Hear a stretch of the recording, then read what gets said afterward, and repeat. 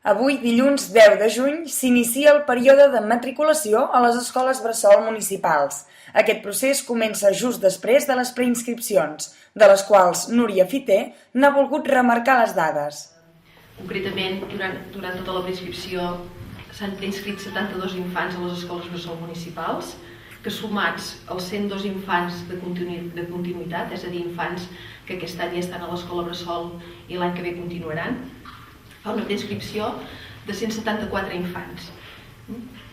174 infants que estan una mica lluny, bastant lluny dels 225 que s'havia establert com a límit per posar en funcionament el curs vinent els 4 equipaments municipals d'escoles bressol i evidentment també molt més lluny de les 300 places disponibles que tenim a les escoles bressols municipals. Degut a aquestes dades, el Consell Rector de l'IME ha decidit no posar en funcionament el servei d'escola bressol de Sant Miquel per la baixa demanda del mateix, amb només 11 infants.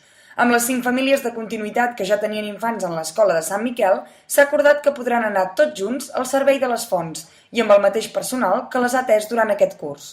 Així doncs, l'oferta d'escoles bressols pel curs vinent s'oferirà només en 3 equipaments municipals: les Fonts, el Morrot i Sant Pere Màrtir.